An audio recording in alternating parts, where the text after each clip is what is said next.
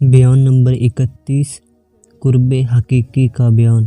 حمد باری تعالیٰ، سب خوبیاں اللہ عز و جل کے لیے ہیں، جس نے دلوں کے قفل تالے خوشی و مسرت کی چابیوں سے کھولے اور صبح کے وقت چلنے والی ہوا کے آراستہ پراستہ خوشگوار جھونکوں سے دلوں کو زندگی اور روحوں کو راحت عطا فرمائی۔ اپنے اولیاء کرام رحمۃ اللہ تعالیٰ علیہم اجمعین کے دلوں کے باغ اپنے جود و کرم اور نعمتوں کے بادل سے سیراب کیے تو اس کی عظیم عطائیں پھیل کر عام ہو گئیں اور تمجید کے بلبلوں کو توحید کی ٹہنیوں پر چھوڑ دیا۔ اب وہ صبح شام اپنے محمود کا شکر بجا لاتے ہوئے اس کی حمد و ثنا میں مشغول ہیں۔ ان کے دلوں کی کلیوں کو ان کے پاکیزہ ذکر کے ساتھ معطر فرمایا تو ان کی خوشبوئیں خوب پھیل گئیں۔ انہیں اپنی بارگاہ قرب میں رات کے خیمے تلے جمع کیا اور اپنی محبت کا صاف و شفاف جام پلا کر سخاوت کے پیالوں سے سیراب کیا۔ جب درختوں کے پتوں نے تالیاں بجائیں، باد نسیم نے اشعار میں جوانی کے دنوں کا تذکرہ کیا اور ہزارہ داستان نے اپنی نرم و نازک سریلی آواز میں گیت گائے، تو ہر عاشق صادق اپنے پرانے وعدے کا مشتاق ہو کر بے قرار ہو گیا۔ ان میں کچھ ایسے بھی تھے جو مدہوش ہونے کے بعد ہوش میں آ گئے اور کچھ ایسے بھی تھے جنہوں نے اپنے نشانات کو ہی ختم کر دیا۔ بعد جھومتے اور لڑکھڑاتے ہوئے حیران و سرگرداں پھرنے لگے، بعد نے عشق الہی عز و جل کو چھپایا، بعد ظاہر ہو گیا، کسی نے عاجزی و انکساری اور خشوع و خضوع کا لباس پہن لیا، جبکہ بعد آوارہ ہو کر رسوا ہو گیا اور لباس شہرت پہن لیا، یعنی ایسا لباس جس سے بندہ نیک ظاہر ہو۔ بہرحال یہ سب سحری کی خلوتوں میں پھٹے پرانے کپڑوں کی تھجیاں بکھیر ڈالتے اور محبت الہی عز و جل میں پردوں کو چاک کر دیتے، تو مالک دو جہاں خالق انس و جہاں اللہ رب العالمین عز و جل نے ان پر رحم فرماتے ہوئے انہیں معاف کر دیا اور ارشاد فرمایا، ترجمہ: تم پر کچھ گناہ نہیں۔ سورہ بقرہ۔ سیاہ فام غلام۔ حضرت سیدنا عبداللہ بن مبارک رحمۃ اللہ تعالیٰ علیہ بیان فرماتے ہیں کہ ایک سال میں حج کے ارادے سے نکلا۔ جب میں مکہ مکرمہ پہنچا تو دیکھا کہ لوگ شہر سے باہر نماز استسقاء کے لیے جا رہے ہیں۔ میں بھی 3 دن ان کے ساتھ جاتا رہا مگر بارش نہ ہوئی۔ میں انہیں اسی حالت میں چھوڑ کر حجر اسود کے پاس چلا آیا۔ اچانک میں نے سبز لبادے میں ملبوس ایک زرد چہرہ والا سیاہ فام شخص دیکھا۔ اس پر 2 چادریں تھیں، ایک تہمت کے طور پر اور دوسری جسم پر لپیٹی ہوئی تھی۔ وہ اس قدر رویا کہ آنسوؤں سے اس کے کپڑے بھیگ گئے، مگر آسمان کی طرف منہ اٹھا کر کہنے لگا، گناہوں اور عیبوں کی کثرت کی وجہ سے چہرے رسوا ہو گئے ہیں۔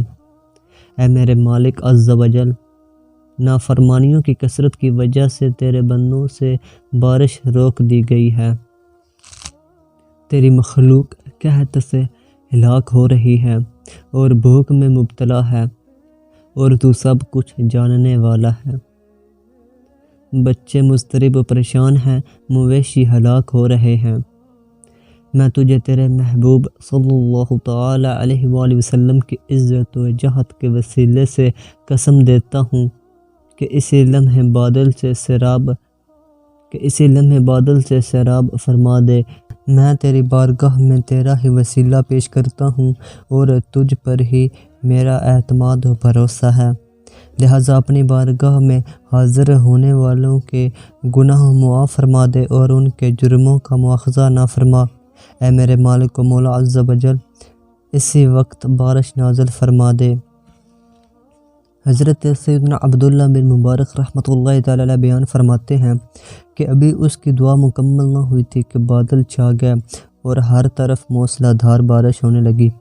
میں بیٹھ کر روتا رہا، یہاں تک کہ جب وہ شخص حجر اسود سے دور جانے لگا تو میں بھی اس کے پیچھے ہو لیا اور اس کے ٹھکانے کو پہچان لیا۔ میں اس کی قیام گاہ کا دروازہ دیکھ کر اپنے گھر لوٹ آیا، لیکن ساری رات مجھے نیند نہ آئی۔ جب صبح ہوئی تو منہ اندھیرے ہی میں نے نماز فجر ادا کر لی اور اس مقام پر پہنچ گیا۔ اندر داخل ہوا تو ایک خوبصورت نوجوان سے ملاقات ہوئی۔ میں نے اسے سلام کیا، اس نے سلام کا جواب دیا اور مجھ سے پوچھا، اے ابو عبد الرحمن، کیا کسی کام سے آئے ہو؟ میں نے کہا، ہاں، میں ایک غلام خریدنا چاہتا ہوں۔ اس نے کہا، میرے پاس 10 غلام ہیں، ان میں سے جو آپ کو پسند آئے لے جائیں۔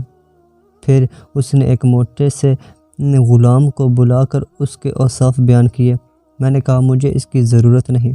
پھر اس نے ایک ایک کر کے 10 غلام میرے سامنے پیش کر دیے، لیکن میں نے یہی کہا کہ مجھے ان میں سے کسی کی ضرورت نہیں۔ اب وہ بولا، میرے پاس ایک زرد رنگ کے لاغر بدن سیاہ فام غلام کے سوا کوئی بھی باقی نہیں بچا، لیکن اس کی حالت یہ ہے کہ اگر لوگ ہنستے ہیں تو وہ رونے لگتا ہے، اور اگر لوگ اپنے کاموں میں مصروف ہوتے ہیں تو وہ نماز پڑھنے لگتا ہے۔ ساری رات نہیں سوتا، ہاں بعض اوقات حسرت و یاس سے کسی کو پکارتا رہتا ہے، اپنی کمزوری کی زیادتی کی وجہ سے کسی کی خدمت کے قابل نہیں ہے۔ اس کے باوجود میرا دل اس کو پسند کرتا ہے اور اسے دیکھ کر میں برکت حاصل کرتا ہوں۔ پھر اس نے میمون کو آواز دی۔ جب وہ غلام باہر آیا تو میں نے اس سے دیکھ کر پہچان لیا کہ یہ وہی شخص ہے۔ میں نے کہا، میں یہی غلام خریدنا چاہتا ہوں۔ وہ نوجوان بولا، میں تو اس کو بیچنے کی کوئی وجہ نہیں پاتا۔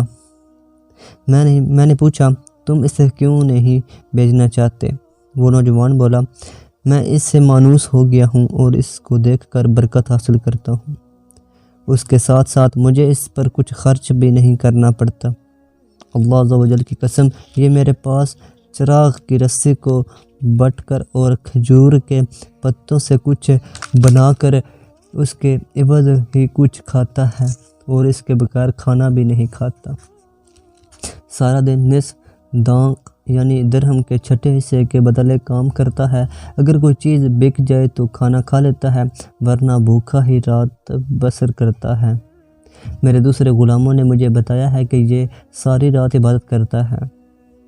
یہ سن کر میں نے کہا، اللہ عز و جل کی قسم، اگر تم نے یہ غلام مجھے نہ بیچا تو میں حضرت سیدنا سفیان ثوری اور حضرت سیدنا فضیل بن عیاض رحمۃ اللہ تعالی علیہ کو ساتھ لے آؤں گا۔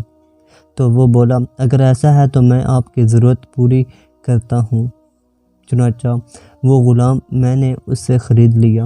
پھر اس کا ہاتھ پکڑ کر راستے پر چلنے لگا۔ راستے میں وہ میری جانب متوجہ ہو کر کہنے لگا، اے میرے آقا۔ میں نے کہا، لبیک۔ تو وہ بولا، آپ لبیک نہ کہیں کہ غلام اس بات کا زیادہ حقدار ہے کہ لبیک کہے۔ پھر کہنے لگا، میں اللہ عز و جل کی قسم دے کر آپ سے پوچھتا ہوں کہ یہ تو بتائیں کہ آپ نے مجھ جیسے کمزور و ناتواں غلام کو کیوں خریدا، حالانکہ میرے مالک نے مجھ سے زیادہ عمدہ غلام آپ کے سامنے پیش کیے تھے، اور میں تو کسی کی خدمت کرنے سے بھی قاصر ہوں۔ میں نے اسے کہا، اللہ عز و جل کی قسم، میں تیرا خادم بن کر رہوں گا اور تجھ سے اپنا کوئی کام نہیں لوں گا۔ تو وہ بولا، اللہ عز و جل کے نام پر آپ مجھے بتائیں کہ آپ نے مجھے کس وجہ سے خریدا۔ تو میں نے اس کو گزشتہ واقعہ بتا دیا۔ اس پر وہ کہنے لگا، یقیناً آپ اللہ عز و جل کے نیک بندے ہیں، کیونکہ اللہ عز و جل کی مخلوق میں ستود صفات کے مالک اولیاء کرام رحم اللہ تعالی موجود ہیں، اور وہ ان کا مقام و مرتبہ اپنے بندوں میں سے انہیں پر ظاہر فرماتا ہے جنہیں وہ پسند فرما لے۔ حضرت سیدنا عبداللہ بن مبارک رحمۃ اللہ تعالی علیہ بیان فرماتے ہیں، پیدل چلتے چلتے ہمارا گزر ایک مسجد کے پاس سے ہوا تو اس غلام نے مجھ سے کہا، اے میرے آقا، اگر آپ کی اجازت ہو تو اس مسجد میں 2 رکعت نماز ادا کر لوں۔ میں نے کہا ابھی تو ہم حضرت سیدنا فضیل بن عیاض رحمۃ اللہ تعالی علیہ کے گھر جا رہے ہیں، وہاں جا کر جتنی چاہیں رکعتیں پڑھ لینا۔ وہ بولا مجھے کیا معلوم کہ میں ان کے گھر پہنچنے تک زندہ بھی رہوں گا یا نہیں، جبکہ شہنشاہ بنی آدم صلی اللہ تعالی علیہ وآلہ وسلم کا فرمان عالی شان ہے، جس کے لیے بھلائی کا دروازہ کھولا جائے تو اسے چاہیے کہ بھلائی کا کام مکمل کرے، کیونکہ وہ نہیں جانتا کہ کب دروازہ بند ہو جائے۔ حضرت سیدنا عبداللہ بن مبارک رحمۃ اللہ تعالی علیہ فرماتے ہیں کہ ہم مسجد میں داخل ہو گئے اور دونوں نے نماز ادا کی، لیکن اس کی نماز طویل ہو گئی۔ میں اس کا انتظار کرنے لگا۔ جب اس نے سلام پھیرا تو کہنے لگا، اے میرے آقا، میری موت کا وقت قریب آ چکا ہے۔ اے میرے آقا، میرے اور پروردگار عز و جل کے درمیان بڑا عمدہ معاملہ ہے، جس کو آپ ملاحظہ فرما چکے ہیں، اور اب آپ دوسروں کو بھی بتائیں گے، اور میں نہیں چاہتا کہ میرا راز کسی پر ظاہر ہو۔ پھر وہ سجدے میں گر کر مسلسل رونے اور کلمہ شہادت پڑھنے لگا، یہاں تک کہ اس کے جسم کی حرکت رک گئی۔ میں نے اسے حرکت دی تو وہ یعنی اس کی روح کف سے عنصری سے پرواز کر چکی تھی۔ حضرت سیدنا عبداللہ بن مبارک رحمۃ اللہ تعالی علیہ فرماتے ہیں، میں اس کو وہیں چھوڑ کر حضرت سیدنا فضیل اور حضرت سیدنا سفیان رحمۃ اللہ تعالی علیہ کو بلا لایا۔ ہم نے مل کر اس کی تجزیہ و تکفین کی۔ اس کے بعد میں گھر آیا تو میرے دل میں ایک آگ سی لگی ہوئی تھی۔ جب رات ہوئی تو میں اپنے اوراد و وظائف سے فارغ ہو کر سو گیا۔ خواب میں اچانک وہی غلام میمون رشیم کے 2 شملوں میں ملبوس میرے پاس آیا۔ وہ مسکرا رہا تھا اور اس کے ہاتھ میں کوئی چیز تھی۔ مجھے سلام کر کے کہنے لگا، اے میرے آقا، جب میں تمام آقاؤں کے آقا عز و جل کی بارگاہ میں حاضر ہوا تو میں نے کھل کر اپنا حال بیان کیا اور یہ بھی عرض کیا کہ آپ نے بغیر کسی نفع و خدمت کے مجھے خریدا تو میرے پروردگار عز و جل نے ارشاد فرمایا، اے میمون، میں پوشیدہ و مخفی باتوں کو جانتا ہوں اور دلوں میں چھپی باتوں سے بھی باخبر ہوں۔ عبداللہ بن مبارک نے محض میری رضا کی خاطر تجھے خریدا تھا، لہٰذا میں نے تیرے سبب اور میری بارگاہ میں تیرے مقام و مرتبے کی وجہ سے اسے جہنم کی آگ سے آزاد کر دیا ہے۔ پھر غلام نے کہا، اے میرے آقا، آپ نے میری جو قیمت ادا کی تھی یہ لیں۔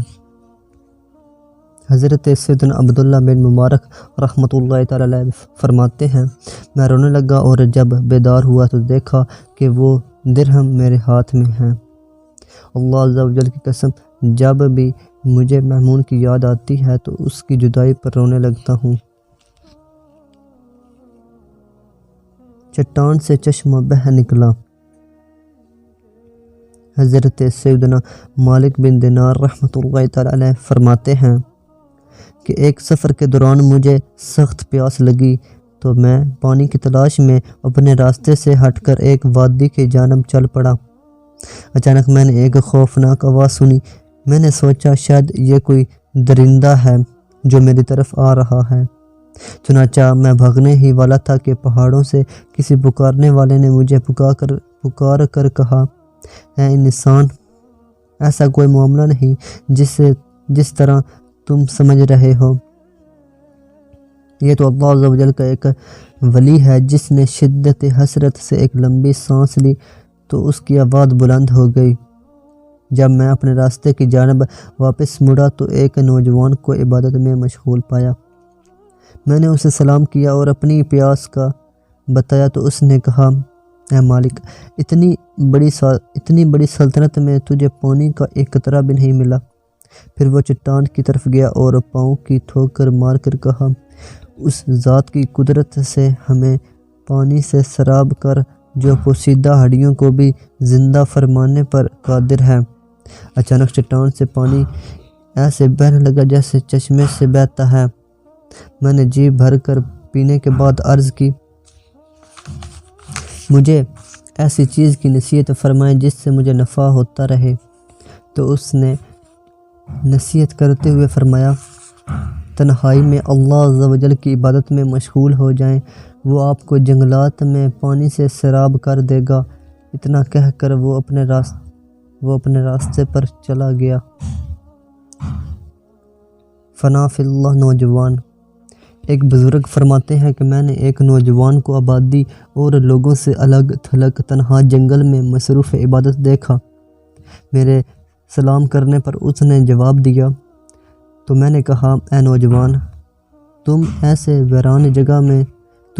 ویران جگہ میں ہو جہاں تمہارا کوئی مددگار ہے نہ رفیق۔ اس نے کہا، کیوں نہیں، میرے رب عز و جل کی قسم، میرا مددگار بھی ہے اور رفیق بھی۔ میں نے پوچھا، کہاں ہے؟ جواب دیا، وہ اپنی عزت کے ساتھ میرے اوپر، علم و حکمت سے میرے ساتھ، ہدایت کے ساتھ میرے سامنے اور نعمت و عظمت کے ساتھ میرے دائیں بائیں ہے۔ جب میں نے یہ کلام سنا تو عرض کی کہ آپ مجھے اپنی صحبت اختیار کرنے کی اجازت دیں گے؟ تو وہ کہنے لگا، آپ کی رفاقت مجھے عبادت سے غافل کر دے گی اور میں اس کو پسند نہیں کرتا۔ مشرق سے مغرب تک کا بادشاہ میرے لیے کافی ہے۔ میں نے پھر پوچھا، آپ کو یہاں وحشت محسوس نہیں ہوتی؟ اس نے جواب دیا، جس کا حبیب و انیس اللہ عز و جل ہو اسے کیوں کر وحشت ہوگی؟ میں نے مزید پوچھا، کھانا کہاں سے کھاتے ہیں؟ جواب دیا، جب میں چھوٹا تھا تو اس نے اپنے لطف و کرم سے ماں کے تاریک پیٹ میں مجھے غذا دی، اور اب جب کہ میں بڑا ہو گیا ہوں تو کیا وہ میری کفالت نہیں فرمائے گا؟ میرے لیے اس کے پاس مقررہ رزق ہے اور اس کا وقت بھی لکھا ہوا ہے۔ پھر میں نے اسے دعا کی درخواست کی تو اس نے مجھے یوں دعا دی، اللہ عز و جل آپ کی آنکھوں کو اپنی نافرمانی سے محفوظ فرمائے، آپ کے دل کو اپنے خوف سے بھر دے اور آپ کو ان لوگوں سے نہ بنائے جو اس کے غیر میں مشغول ہو کر عبادت سے غافل ہو جاتے ہیں۔ اس کے بعد جب وہ جانے کے لیے کھڑا ہوا تو میں نے اس کے قریب جا کر عرض کی، پھر کب آپ سے ملاقات ہوگی؟ تو وہ مسکرا کر کہنے لگا، آج کے بعد دنیا میں تو آپ سے ملاقات نہ ہوگی، اور بروز قیامت جب سب لوگ جمع ہوں گے تو اگر آپ مجھ سے ملنا چاہیں تو دیدار الہی عز و جل کرنے والوں میں مجھے تلاش کیجیے گا۔ میں نے پوچھا، آپ کو یہ کیسے معلوم ہو گیا؟ جواب دیا، اس کی عزت کی قسم، اسی کے سبب معلوم ہوا، کیونکہ میں نے اپنی آنکھ کو محرمات سے بچا کر رکھا، اپنے نفس کو خواہشات کے حصول سے باز رکھا اور تاریک راتوں میں اس کی عبادت کے لیے تنہائی اختیار کی، لہٰذا اس کے بدلے وہ مجھے اپنا دیدار کرائے گا۔ پھر وہ غائب ہو گیا۔ اس کے بعد کبھی بھی اس سے ملاقات نہ ہوئی۔ اللہ عز و جل کی ان پر رحمت ہو اور ان کے صدقے ہماری مغفرت ہو، آمین، بجاہ النبی الامین صلی اللہ تعالی علیہ وآلہ وسلم۔ ہمیشہ دیدار الہی عز و جل کرنے والا لڑکا۔ حضرت سیدنا ابراہیم خواص رحمۃ اللہ تعالی علیہ فرماتے ہیں کہ ایک دفعہ میں شدید گرمی والے سال حج کے ارادے سے نکلا۔ ایک دن جب ہم حجاز مقدس میں تھے، میں قافلے سے بچھڑ گیا اور مجھے ہلکی سی نیند آنے لگی۔ مجھے اتنا ہی علم تھا کہ میں جنگل میں تنہا ہوں۔ اچانک ایک شخص میرے سامنے ظاہر ہوا۔ میں جلدی سے اس سے جا ملا۔ وہ ایک کم سن لڑکا تھا جس کا چہرہ چودھویں کے چاند یا دوپہر کے سورج کی طرح چمک رہا تھا۔ اس پر خوشحالی اور رہنمائی کے آثار نمایاں تھے۔ میں نے اسے سلام کیا تو اس نے یوں جواب دیا، وعلیکم السلام ورحمۃ اللہ وبرکاتہ یا ابراہیم۔ مجھے اس سے بڑا تعجب ہوا۔ میں نے پوچھا، تم مجھے کیسے پہچانتے ہو؟ حالانکہ اس سے پہلے تم نے مجھے کبھی نہیں دیکھا۔ تو وہ کہنے لگا، اے ابراہیم، جب سے مجھے معرفت نصیب ہوئی ہے تب سے میں ناواقف نہ رہا، اور جب سے مجھے اللہ عز و جل کے وصال کی دولت ملی ہے تب سے میں جدائی سے نہ آزمایا گیا۔ میں نے پوچھا، اتنی شدید گرمی والے سال اس جنگل میں کیسے آ گئے ہو؟ تو اس نے جواب دیا، اے ابراہیم، میں نے اللہ عز و جل کے علاوہ کبھی کسی سے محبت نہ کی، نہ اس کے غیر سے کبھی ملاقات کی ہے، اور مکمل طور پر اسی کی طرف متوجہ رہتا ہوں اور اس کا بندہ ہونے کا اقرار کرتا ہوں۔ میں نے اس سے پوچھا، کھاتے پیتے کہاں سے ہو؟ تو بولا، میرا محبوب میری کفالت کرتا ہے۔ جب اس نے مجھے یہ جواب دیا تو اس کے آنسوؤں کی لڑی رخسار پر موتیوں کی طرح امڈ آئی۔ پھر اس نے چند اشعار پڑھے جن کا مفہوم کچھ اس طرح ہے،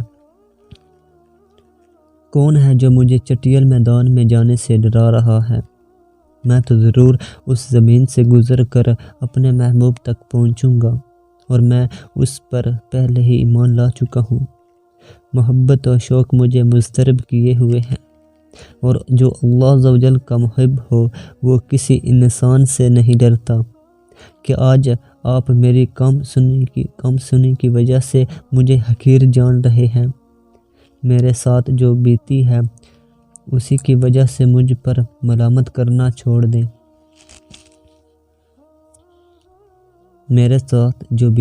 اس کی وجہ سے مجھ پر ملامت کرنا چھوڑ دیں۔ اس کے بعد اس نے مجھ سے کہا، اے ابراہیم، کیا تم قافلے سے بچھڑ گئے ہو؟ میں نے جواب دیا، جی ہاں۔ آپ فرماتے ہیں کہ میں نے اس کم سن لڑکے کو دیکھا کہ وہ اپنی نگاہیں آسمان کی طرف اٹھا کر کچھ پڑھنے کا ارادہ کر رہا تھا۔ اسی وقت مجھ پر نیند کا غلبہ ہو گیا۔ جب آنکھ کھلی تو میں نے اپنے آپ کو قافلے میں پایا، اور مجھے میرا رفیق کہہ رہا ہے، اے ابراہیم، خیال رکھنا کہیں سواری سے گر نہ جاؤ۔ مجھے معلوم بھی نہ ہوا کہ وہ کم سن لڑکا کہاں گیا، آسمان پر چڑھ گیا یا زمین میں اتر گیا۔ جب میں میدان عرفات پہنچا تو حرم پاک میں داخل ہوا تو اس لڑکے کو کعبہ شریف کے پردوں سے لپٹ کر روتے ہوئے یہ مناجات کرتے دیکھا، میں کعبہ مکرمہ کے غلاف سے چمٹا ہوا ہوں۔ اے میرے اللہ عز و جل، تو دلوں کے بھید اور پوشیدہ باتوں کو خوب جانتا ہے۔ میں تیری بارگاہ میں پیدل چل کر حاضر ہوا ہوں کیونکہ میں تیری محبت میں مبتلا ہوں۔ میں تو بچپن سے ہی تیری محبت و چاہت میں گرفتار ہو گیا تھا، جس وقت مجھے محبت کا صحیح مفہوم بھی معلوم نہ تھا۔ اے لوگوں، مجھے ملامت نہ کرو کیونکہ میں تو ابھی محبت کے اصول سیکھ رہا ہوں۔ اور اے میرے محبوب حقیقی عز و جل، اگر میری موت کا وقت قریب آ چکا ہے تو پھر مجھے امید ہے کہ میں تیرا وصال پا کر اپنی محبت کا حصہ حاصل کر لوں گا۔ پھر وہ سجدے میں گر گیا۔ میں اس کی طرف دیکھتا رہا۔ جب اس کا سجدہ بہت طویل ہو گیا تو میں نے اس کو حرکت دی تو معلوم ہوا کہ اس کی روح کف سے انصری سے پرواز کر چکی ہے۔ مجھے بہت افسوس ہوا۔ میں اپنی سواری کے جانوروں کی طرف گیا اور کفن کے لیے ایک کپڑا لیا اور غسل دینے والے کی مدد طلب کی۔ جب واپس اس لڑکے کے پاس پہنچا تو وہاں کوئی موجود نہ تھا۔ اس کے متعلق تمام حاجیوں سے پوچھا مگر مجھے کوئی ایسا شخص نہ ملا جس نے اسے زندہ یا مردہ دیکھا ہو۔ تو میں سمجھ گیا کہ وہ لڑکا مخلوق کی نظروں سے پوشیدہ تھا اور اسے میرے علاوہ کسی نے نہ دیکھا۔ میں اپنی قیام گاہ میں آ کر سو گیا۔ خواب میں نے اسے ایک بہت بڑی جماعت کے آگے دیکھا کہ اس پر خوشی کے آثار نمایاں تھے۔ میں نے اس سے پوچھا، کیا تم میرے ساتھ نہ تھے؟ تو اس نے جواب دیا، یقیناً میں آپ کے ساتھ ہی تھا۔ میں نے اس سے پوچھا، کیا تم مر نہیں گئے تھے؟ تو اس نے جواب دیا، ایسا ہی ہے۔ میں نے کہا، میں تمہیں کفن دینے کے لیے تلاش کر رہا تھا کر رہا تھا تاکہ تجزیہ و تکفین کے بعد تمہاری تدفین عمل میں لاؤں، مگر جب میں واپس آیا تو تم موجود ہی نہ تھے۔ تو اس نے جواب دیا، اے ابراہیم، جس ذات نے مجھے شہر سے نکالا اور اپنی محبت کا شوق عطا کیا اور میرے گھر والوں سے مجھے دور کر دیا، اسی نے مجھے سب کی نظروں سے چھپا کر کفن بھی دے دیا۔ پھر میں نے پوچھا، اللہ عز و جل نے تمہارے ساتھ کیا معاملہ فرمایا؟ اس نے جواب دیا، مجھے میرے اللہ عز و جل نے اپنے سامنے کھڑا کیا اور فرمایا، تجھے کیا چاہیے؟ میں نے عرض کی، یا الہی عز و جل، تو خوب جانتا ہے۔ اس نے ارشاد فرمایا، تو میرا سچا بندہ ہے، میرے نزدیک تیرا مقام یہ ہے کہ میرے اور تیرے درمیان کبھی حجاب نہ ہوگا۔ پھر مزید ارشاد فرمایا، اور بھی کچھ چاہیے؟ میں نے عرض کی، میں جس بستی میں رہتا تھا اس کے حق میں میری شفاعت قبول فرما۔ ارشاد فرمایا، میں نے اس بستی کے حق میں تیری شفاعت بھی قبول فرمائی۔ حضرت سیدنا ابراہیم خواص رحمۃ اللہ تعالی علیہ فرماتے ہیں کہ پھر اس نے مجھے سے مصافحہ کیا۔ اس کے بعد میں بیدار ہو گیا اور ارکان حج ادا کرنے کے بعد قافلے والوں کے ساتھ چل پڑا۔ جس سے بھی میری ملاقات ہوتی وہ یہی کہتا، آپ کے ہاتھوں کی پاکیزہ خوشبو سے سب لوگ حیران ہیں۔ اس واقعے کے ناقل کا کہنا ہے کہ حضرت سیدنا ابراہیم خواص رحمۃ اللہ تعالی علیہ کے ہاتھوں سے مرتے دم تک وہ خوشبو آتی رہی۔ وصلی اللہ علی سیدنا محمد وعلی آلہ وصحبہ وسلم۔